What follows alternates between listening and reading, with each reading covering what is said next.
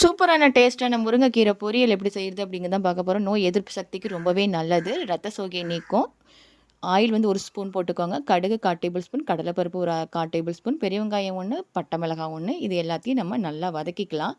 நல்லா வதங்கி வந்ததும் 1 கப்பு வந்து முருங்கைக்கீரை இதை வந்து இது கூட சேர்த்து நம்ம நல்லா வதக்கிக்க போகிறோம். நல்லா வதக்குனதும் லைட்டாக தண்ணி ஊற்றிக்கலாம். நம்ம வேகிறதுக்காக லைட்டாக தண்ணி ஊற்றிக்கலாம்.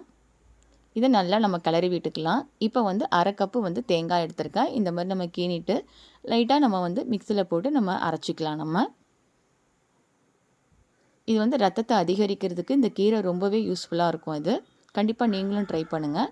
இப்போ இந்த கீரையில் வந்து போதுமான உப்பு வந்து நம்ம போட்டுக்கலாம். இப்போ நம்ம வந்து மிக்சியில் அரைச்சி வச்ச தேங்காய் பூ இது கூட சேர்த்து போட்டு நம்ம வந்து சாப்பிட்டோம் அப்படின்னா ரத்தத்தை அதிகரிக்கிறதுக்கு நோய் எதிர்ப்பு சக்திக்கும் ரொம்பவே சூப்பராக இருக்கும். கண்டிப்பாக நீங்களும் ட்ரை பண்ணி பாருங்கள். ரொம்பவே நல்லது.